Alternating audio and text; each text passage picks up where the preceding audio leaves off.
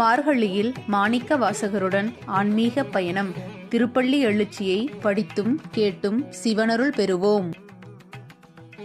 அது பழச்சுவையென அமுதன அரிதற்கு அரிதன எளிதன அமரரும் அறியார்.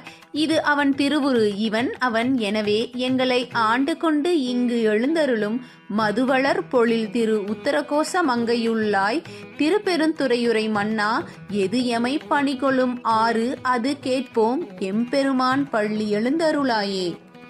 தேன் சிந்தும் மலர்களை உடைய சோலைகளை கொண்ட உத்தரகோச மங்கை தலத்தில் எழுந்தருளிய சிவனே, உன் பெயர் சொன்னால் அது பழம் போல் இனிக்கிறது, பால் போல் சுவையாக இருக்கிறது. உன்னை பற்றி தெரிந்து கொள்வது என்பது சிரமமானது. உன்னை எளிதாக பிடித்து விடலாம் என சொல்கிறார்களே தவிர தேவர்களால் கூட அதை செய்ய முடியாது. உன்னுடைய வடிவம் என்ன?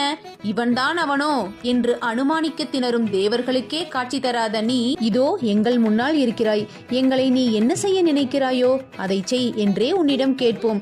எம்பெருமானே, நீ எழுந்தருள்வாயாக.